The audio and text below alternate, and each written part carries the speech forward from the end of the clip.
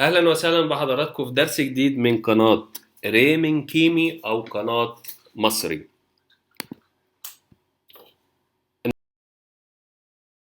النهاردة هنتكلم عن الجملة الاسمية في اللغة القبطية. زي ما احنا عارفين إن الجملة الاسمية في اللغة العربية بتتكون من مبتدأ وخبر، وأحيانا بيكون المبتدأ اسم ظاهر زي مثلا السماء صافية. ممكن يكون ضمير منفصل، ممكن يكون اسم إشارة أو ضمير إشارة. طيب، قبل ما نخش في الدرس احنا لازم نعرف ان الجملة الاسمية في اللغة القبطية بتنضاف عليها او بيبقى في معاها حاجة اسمها رابط كينونة او فعل verb to be في الانجليزي اللي هو يكون. يعني لما احب اقول هذا المدرس اقصد ان اقول هذا يكون المدرس. طيب، قبل ما نعرف نخش في الجملة الاسمية، خلينا نعرف ايه هي الضمائر الشخصية أو الضمائر الشخصية الفاعل المنفصلة. يعني دي الحالة الوحيدة اللي بنشوف فيها الضمائر بتيجي مع الجملة الاسمية.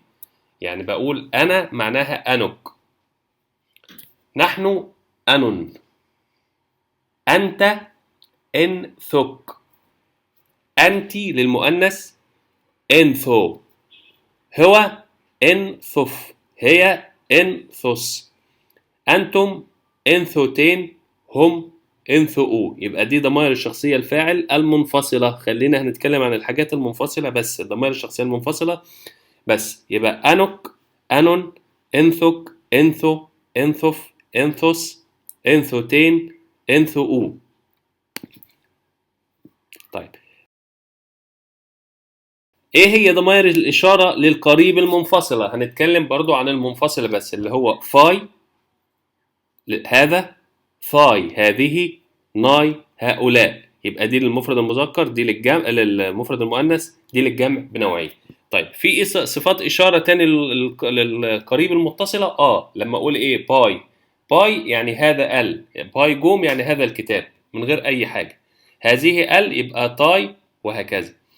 ناي هؤلاء ال. في حاجه اسمها ضمائر الاشاره للبعيد اللي هي في وثي وني، يعني ذلك وتلك وأولئك. هنتكلم النهاردة بس عن دول اللي هم فاي هذا، هذا يكون، هذه تكون، ثاي، ناي.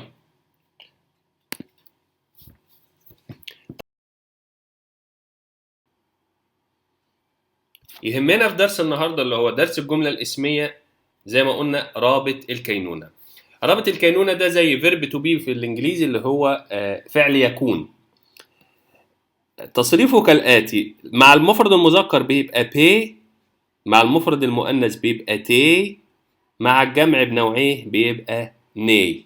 كنا خدنا قبل كده أداة التعريف القوية، المفرد المذكر بتبقى بي، المفرد المؤنث بتبقى تي، والجمع بيبقى ني. طيب، ازاي احط رابط الكينونة ده؟ في طريقتين. لو الخبر معرف بيبقى رابط الكينونة بين المبتدأ والخبر. يعني مثلا كلمة هو المدرس، هنا المدرس اللي هو المبتدأ، المدرس الخبر. طب الخبر هنا معرف، اروح جايب رابط الكينونة بين المبتدأ والخبر. يعني انثف بي صاغ. خلي بالكم ان بي دي اللي هي أداة التعريف القوية، هو يكون للمذكر.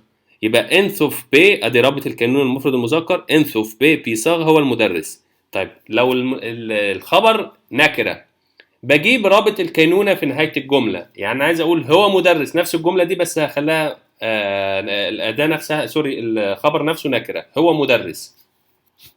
أقول انصف هو أوصاغ، أدي أداة التنكير. لو حد فاكر إن إحنا قلنا إن القبطي بيختلف عن العربي، إن لازم له أداة تنكير. هو مدرس يكون، هو يكون مدرس يعني. انصف أوصاغ ب، جبت رابط الكينونة في نهاية الجملة. نفس الحوار مع المفرد المؤنث ومع الجمع. طيب مثلا عايز اقول هذه المنارة، يبقى ثاي هذه، تي هذه تكون، هذه تكون، تي دي أداة تعريف للمؤنث، لخنية المنارة كلمة مؤنث، يبقى ثاي تي لخنية. لاحظوا ان تي بين المبتدأ والخبر. طيب هذه منارة، الخبر نفسه نكرة، اروح جايب رابط الكينونة في نهاية الجملة، اقول ثاي او لخنية تي. هذه تكون منارة. طيب ناخد مثال جملة جمع. نحن الإخوة. نحن يعني أنون. نكون. ني أداة التعريف بتاع الإخوة. إثنيو الإخوة الجمع بتاع سون، وده جمع شاذ. يبقى أنون ني إثنيو. طب عايز أقول نحن إخوة، أقول أنون هان إثنيو ني. لاحظوا إن هان دي أداة تنكير للجمع. نحن إخوة. يبقى في رابط الكينونة بي وتي وني لو الخبر معرف بجيب رابط الكينونة بين المبتدأ والخبر زي انثوف بي بيصاغ هو المدرس أو هو يكون المدرس. لو الخبر نكرة بقول بجيب رابط الكينونة في نهاية الجملة زي كلمة انثوف أوصاخ بي. ونكمل الحصة الجاية إن شاء الله.